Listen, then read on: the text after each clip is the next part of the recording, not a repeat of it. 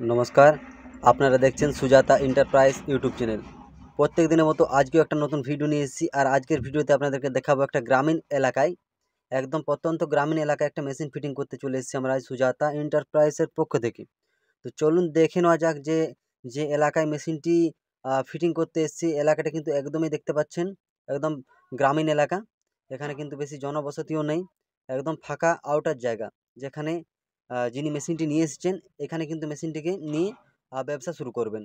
তো চলুন এরপর দেখে নেওয়া যাক যে মেশিনের যে ফিটিংস কীভাবে কি করা হয়েছে, সমস্ত কিছু কিন্তু আপনাদের সামনে তুলে ধরবো।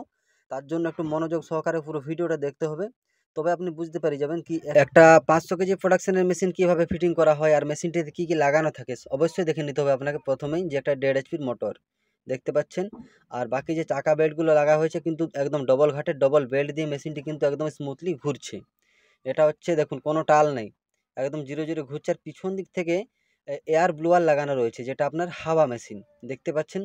খুব সুন্দরভাবে ফিটিংস কিন্তু করা হয়ে গেছে। আর নিচে দেখুন কাঠ দিয়ে আগুনও জ্বালা হয়ে গেছে। আর মেশিনটি কিন্তু আমরা এই মধ্যে শুরু করে দিয়েছি চালানো। আর বালিটা কিন্তু ভেজা রয়েছে, তাই ভেজা যদি বালি হয় তাহলে বালিটা কিন্তু সামনের দিক থেকে আপনাকে এভাবে ঢোকাতে হবে।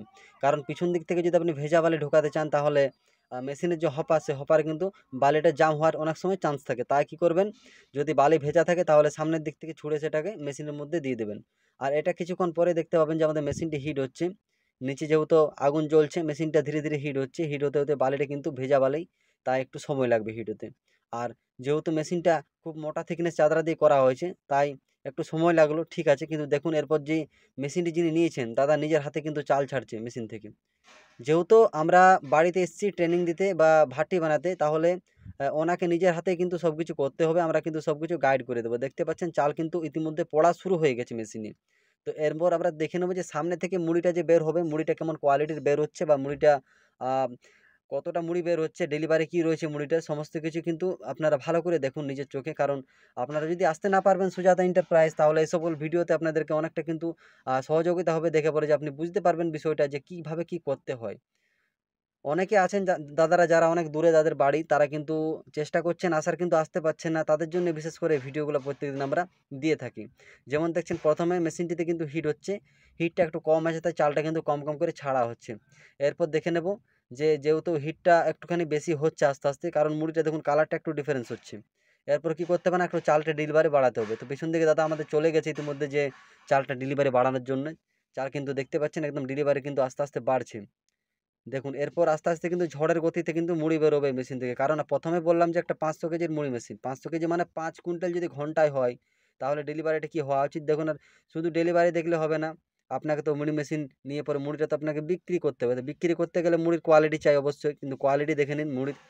মুড়ির কোয়ালিটি একদম সামনের থেকে দেখাবো যে এই মুড়ির কোয়ালিটি কি হচ্ছে, একদম সামনের থেকে দেখাবো, ভালো করে দেখে নিন। এটা হচ্ছে আপনার 1 নম্বর কোয়ালিটির মুড়ি, যেটা মার্কেটে সবথেকে বেশি চাহিদা। এই মুড়ি কিন্তু সাদা করতে পারবেন, আপনি লালও করতে পারবেন। যেহেতু আমাদের এইদিকে লাল মুড়ি বেশি চলে, আর যেখানে যে মুড়ি চলে সেখানে চাল অনুপাতে কিন্তু মুড়ি হয়। আগেও বলেছি আজও বলছি, চাল অনুপাতে মুড়ি হয়। আপনি মেশিনে যেমন চাল দেবেন সেরকম মুড়ি বের হবে। লম্বা চাল দিলে লম্বা মুড়ি বের হবে, ছোট চাল দিলে ছোট মুড়ি বের হবে। আর যদি সাদা চাল দেন তাহলে সাদা মুড়ি, লাল চাল দিলে লাল মুড়ি। দেখতে পাচ্ছেন আমাদের কিন্তু পুরুলিয়া বাঁকুড়ায় এই মুড়ি সবথেকে বেশি চলতি। এটা হচ্ছে ছোট চালের মুড়ি। এটা কিন্তু লাল বলা যাবে না আর সাদা বলা যাবে না, মিডিয়াম যেটা হয় এই সকল মুড়ি কিন্তু আমাদের এখানে বেশি চলে। চলুন এরপর দাদার সাথে একটু কথা বলে নিয়ে যাক যিনি মেশিনটি নিয়েছেন। শুরু করে সব কিছু সমস্ত কিছু। হ্যাঁ আচ্ছা। হ্যাঁ কমলপুর। আচ্ছা, তো মেশিনটা কোথা থেকে নিয়ে এসেছেন মেশিনটা? সুজাতা এন্টারপ্রাইজ কালাপাথর। আচ্ছা, মেশিনে মুড়ি কেমন হচ্ছে? ভালো হচ্ছে। মানে যেমন মুড়িটা চাইছিলেন সেটা বেড়েছে কিনা? আচ্ছা ঠিক আছে, ধন্যবাদ।